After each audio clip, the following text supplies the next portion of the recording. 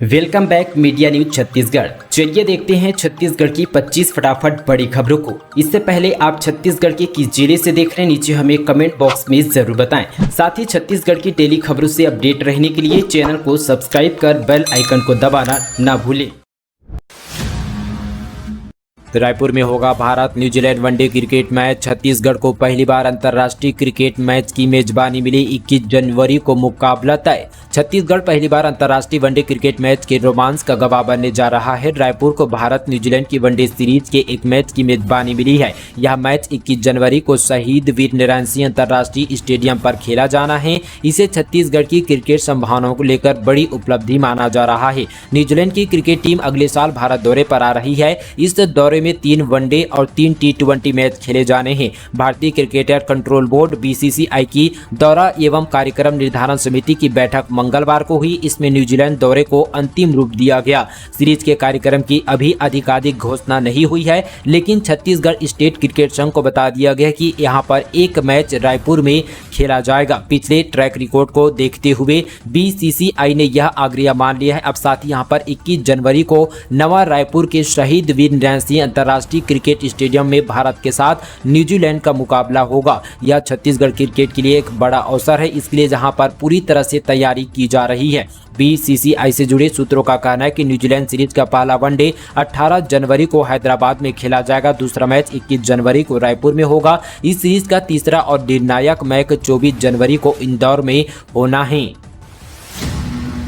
Vande Bharat expressway को राजनांदगांव में stoppage देने की मांग। बिलासपुर नागपुर के बीच 11 दिसंबर से शुरू होगी ट्रेनें। राजनांदगांव जिले के रहवासियों का कहना है कि राजा ने रेलवे के इस शर्त पर ही जमीन दी थी कि यहां से गुजरने वाली हर ट्रेनों का स्टॉपेज होगा, पर उपेक्षा हो रही है। स्टॉपेज देने की मांग को लेकर बुधवार को जिला कांग्रेस कमेटी ने केंद्रीय रेल मंत्री भारत सरकार के नाम स्टेशन प्रबंधक को ज्ञापन सौंपा है। जिला कांग्रेस अध्यक्ष पदम कोठारी के नेतृत्व में ज्ञापन सौंपने पहुंचे कांग्रेसियों ने कहा कि छत्तीसगढ़ की संस्कारधानी राजनांदगांव हिरासत यहाँ पर दानवीर राजा बलराम दान ने रेल सुविधा के लिए अपनी भूमि दान दी थी और यह दान 100% थी। साथ ही पदम कोठानी ने कहा कि 11 दिसंबर से चलने वाली वंदे भारत ट्रेन, जिसका बिलासपुर से नागपुर तक संचालन किया जाना है, जिसमें दुर्ग के बाद गोंदिया को स्टॉपेज दिया गया है, जिसमें संपूर्ण राजनांदगांव जिले के वासी इस ट्रेन की सुविधा से वंचित हो रहे हैं।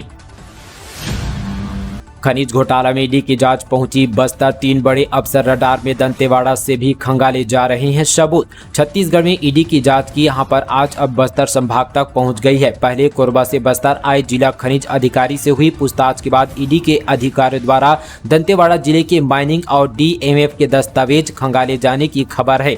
बताया जा रहा है कि नवंबर माह के अंतिम दिन ईडी की टीम जिला कार्यालय से कुछ दस्तावेज अपने साथ ले गई है।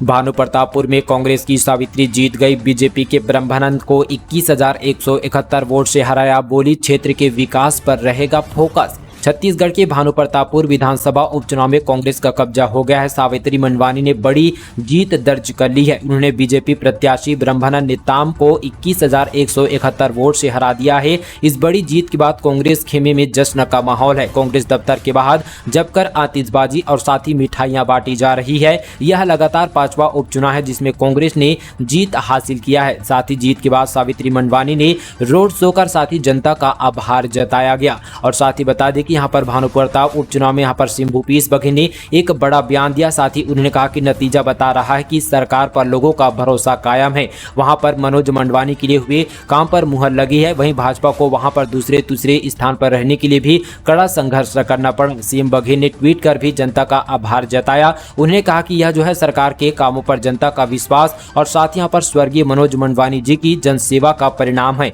हमने छत्तीसगढ़ में लगातार 5वां उपचुनाव जीता है। दिन रात अथक समेत करने वाले कार्यकर्ता साथियों और साथ ही संगठन प्रमुख मोहन मरकाम को बधाई दी गई। धमतरी में सिंचाई पानी के लिए झगड़ा। गंगरेल डैम से सोंडूर साकार जलाशय और लघु सिंचाई जलाशय से मिलेगा दलहन तिलहन फसल को पानी।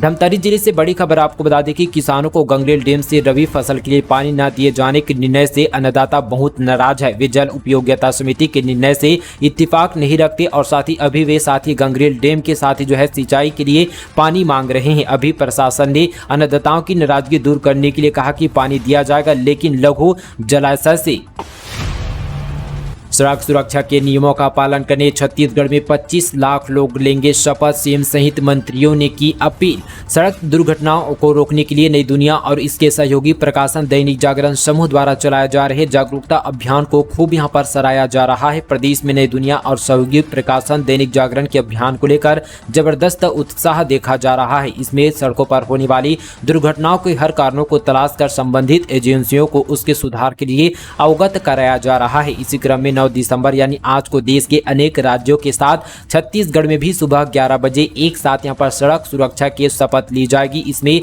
साथ ही यहां पर छत्तीसगढ़ यानी कि प्रदेश भर से करीब 25 लाख लोग शपथ लेंगे। इसको लेकर साथ ही लोगों में काफी उत्साह देखा जा रहा है। वहीं यहां पर मुख्यमंत्री भूपेश बघेल ने प्रदेशवासियों से भी अपील की है कि वे इस संकल्प का हिस्सा बने। भरपूर आवक से सस्ती हुई सब्जियां, पखवाड़े भर में कीमतें आधी, जाने रायपुर के भाव। साथ ही दोस्तों आवक भरपूर होने के कारण इन दोनों साथी उपभोक्ताओं की रोजाना की रसोईया काफी सस्ती हो गई है। सब्जियों की कीमतों और साथ ही गिरावट आ गई है। पखवाड़े भर पहले 25 रुपये किलो तक बिकने वाला टमाटर 10 रुपये किलो और साथ ही 30 रुपये किलो में बिकने वाला गोभी अब 20 रुपये किलो तक पहुंच चुका है। थोक बाजार में तो इन सब्जियों की कीमत 4 से 6 रुपये किलो के बीच है। सब्जी कारोबारियों का कहना है कि यहाँ पर इन दिनों बाहरी आवक के साथ ही सब्जियों की स्थानीय आवक भी भरपूर है। इसके चलते कीमतें आधी हो गई है। 2 करोड़ पाने के लिए टीचर ने 21,53,000 रुपये गवाए। हांगकांग के ऑनलाइन ठग गिरोह का पर्दाफाश, राजस्थान से 4 आरोपी गिरफ्तार।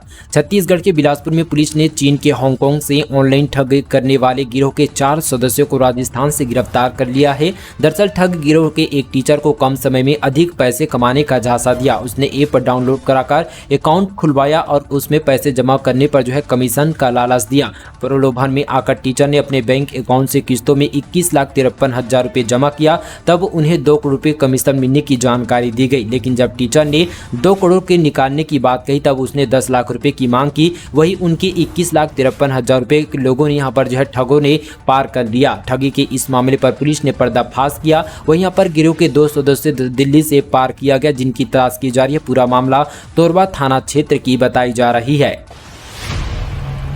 अफ्रीकन प्रजाति की गिनी मुर्गी पहुंची बस्तर, खेत में असामान्य घटना होते देगी अलार्म।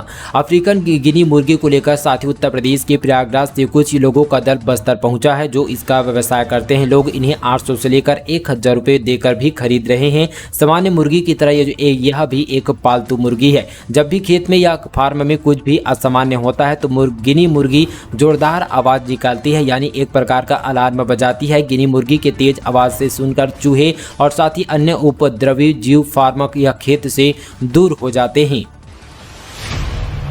कतार में खड़े होंगे लाखों छात्र, प्रदेश के 2 बड़े विश्वविद्यालय में विद्यार्थियों की सुविधा के पैमाने अलग अलग। साथ ही दोस्तों बता दें कि हेमचंद यादव विश्वविद्यालय की वार्षिक परीक्षा के फार्म ऑनलाइन भराए जा रहे हैं, लेकिन फार्म की हॉट कॉपी निकालकर कॉलेज में जमा करनी होगी। करीब 1.5 लाख विद्यार्थियों को लाइन में लगाकर यहाँ पर कॉपी जमा करानी होगी। उधर यहाँ पर पंडित रविशंकर शुक्ल विश्वविद्यालय ने अपने यहाँ पर विद्यार्थियों के लिए हॉट कॉपी जमा करने की अनिवार्यता को पूरी तरह से खत्म कर दिया है। पंडित रविशंकर विश्वविद्यालय कॉलेज को निर्देश दिया गया है कि विद्यार्थियों के आवेदनों की जांच भी ऑनलाइन ही किया जाए, जबकि हेमचंद विश्वविद्यालय ने ऐसा सिस्टम बनाया जिसमें विद्यार्थियों को पहले ऑनलाइन आवेदन करने होंगे, फिर उनकी जांच कॉलेज कंप्यूटर पर करेंगे। साथ यहाँ पर हार्ड कॉपी से भी यहाँ पर पात्र अपात्र की पहचान करेंगे। पंडित रविशंकर विश्वविद्यालय के सिस्टम से विद्यार्थियों का समय बचेगा। हेमचंद विश्वविद्यालय के हजारों विद्यार्थियों को लाइन पर खड़ा होना पड़ेगा। बोर्ड परीक्षा की तैयारी कराने के लिए शिक्षा विभाग ने जारी किया हेल्पलाइन नंबर। विशेषज्ञ शिक्षक कठिन सवालों का करा रहे हैं हल। दरअसल यहाँ पर बोर्ड परीक्षा से पहले छात्रों को कठिन विषयों के सवालों को हल कराने की शिक्षा विभाग जुट गया है। हेल्पलाइन नंबर के माध्यम से छात्रों को 5 विषयों के 28 विशेषज्ञों को शाम 5 बजे से शाम 7 बजे 2 घंटे तक कठिन सवालों को हल कराने की जिम्मेदारी सौंपी गई है। साथ ही कांकेर जिला शिक्षा अधिकारी ने बताया कि बोर्ड परीक्षा में गणित, जीव विज्ञान, रसायन विज्ञान और साथ यहाँ पर अंग्रेजी, कॉमर्स विषय में छात्रों को कठिन सवालों को हल करने में परेशानी होती है। ऐसे में नवंबर माह में हेल्पलाइन नंबर चालू किया गया है। शाम 5 बजे से 7 बजे तक बोर्ड परीक्षा में शामिल होने वाले छात्र हेल्पलाइन नंबर 1800233151 पर फोन कर विषय विशेषज्ञों से सवाल यहां पर पूछ सकते हैं। फसल बीमा, चना का प्रीमियम ₹555 तय हुआ। गेहूं के लिए किसानों को देना होगा 504 सरसों 80 प्रीमियम राशि भी तय। फिलहाल किसान व्यस्त। साथ ही दोस्तों प्रधानमंत्री फसल बीमा योजना के तहत आपको बता दें कि बालोद जिले के किसान 15 दिसंबर तक पंजीयन करवा सकते हैं। मोबाइल ऐप से ऑनलाइन या यहाँ पर CSC बैंक या सोसाइटी में पहुंचकर पंजीयन करवा सकेंगे। कितने किसान पंजीयन करवाएंगे यह 15 दिसंबर के बाद मालूम होगा। वर्तमान में किसान धान बेचने में व्यस्त है। प्रति हेक्टेयर चना का प्रीमियम राशि 555 रुपए तय किया गया है। वहीं गेहूं के लिए प्रति हेक्टेयर चिन्हित रकबा यहाँ पर अनुसार 504 रुपए देना पड़ेगा। हार्वेस्टर की चपेट में आया मासूम, ड्राइवर की लापरवाही से हुई बच्चे की मौत। बलौदाबाजार जिले से बड़ी खबर आपको बता दें कि घर के बाड़ी में खड़े हार्वेस्टर को ब्रेक करते समय 1 वर्ष का बालक चक्के में ठोकर लगने से मौत हो गई है।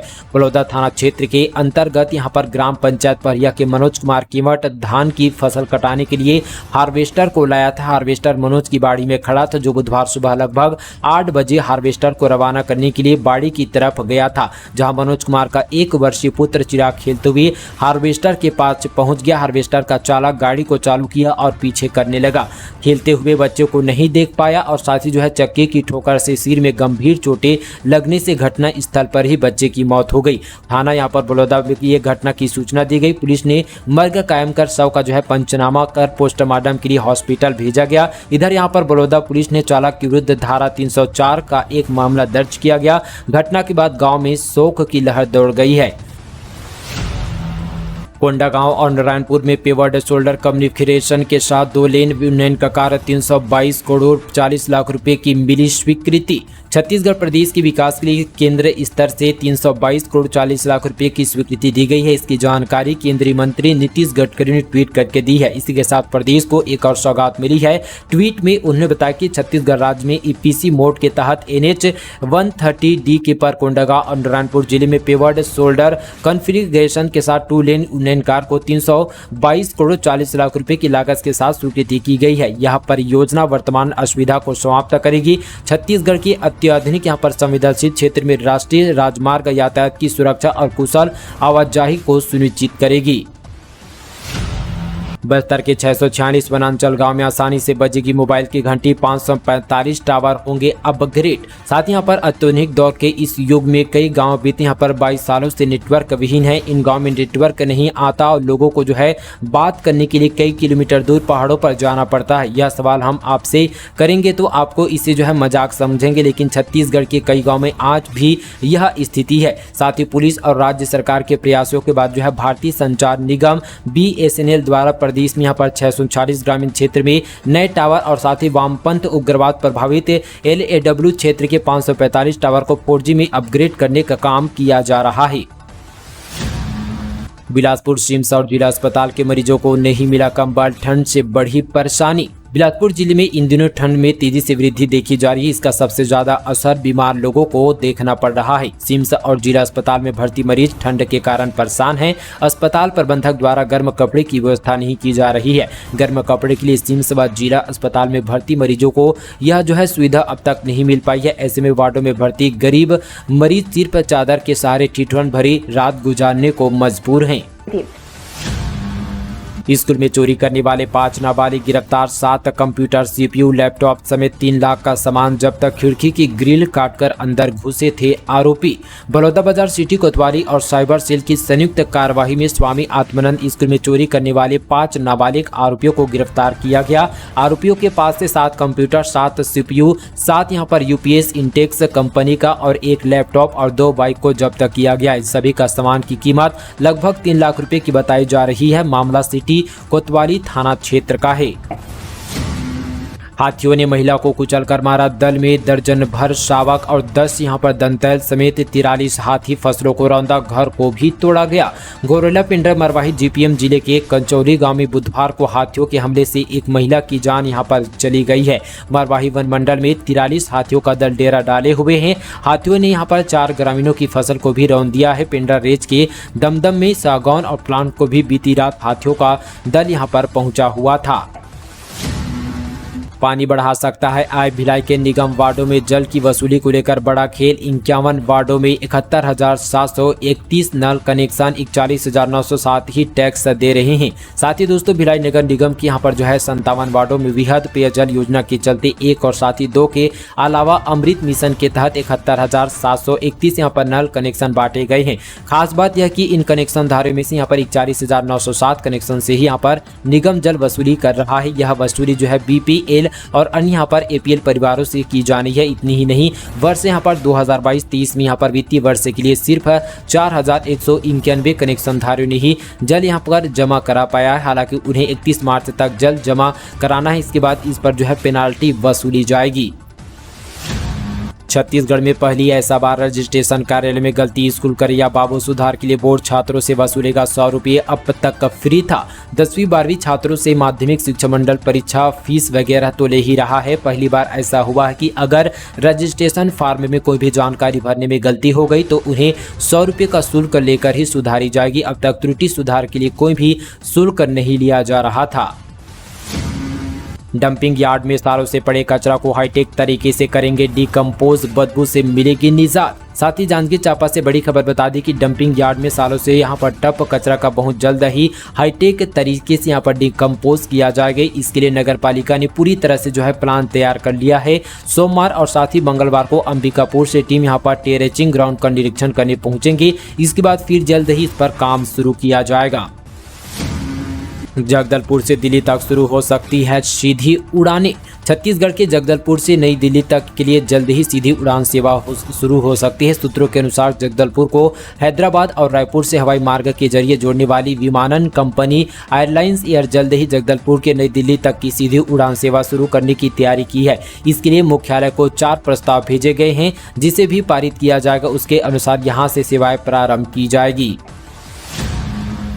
सीजीपीएससी ने सिविल जज की इतने पदों पर निकाली भर्ती। 2 साल बाद आयोजित हो रहा है परीक्षा। छत्तीसगढ़ में लंबे वक्त के बाद जो यहाँ पर सिविल जज के पदों पर भर्ती की उम्मीद कर रहे अभ्यर्थियों के लिए एक अच्छी खबर है। छत्तीसगढ़ लोक सेवा आयोग ने विज्ञापन जारी किया, जिसके मुताबिक सिविल जज के 48 पदों के लिए भर्ती निकाली गई है। 26 फरवरी को प्रारंभिक परीक्षा होगी। बता दें कि यहाँ पर 2 साल बाद यह परीक्षा होगी। इसमें जो है पहले कोरोना की वजह से परीक्षा नहीं हो पा रही थी। बता दें कि कुछ दिनों पहले पीएससी ने डिप्टी कलेक्टर समेत कई अन्य पदों के लिए भी वैकेंसी जारी की है। दोस्तों ये थी आज की छत्तीसगढ़ की तमाम बड़ी खबरें। वीडियो आप सभी को अगर पसंद आए तो दोस्तों वीडियो को लाइक करना बिल्कुल ना भूलें। चलिए दोस्तों आज के लिए बस इतना ही। तब तक के लिए जय हिंद, जय छत्तीसगढ़।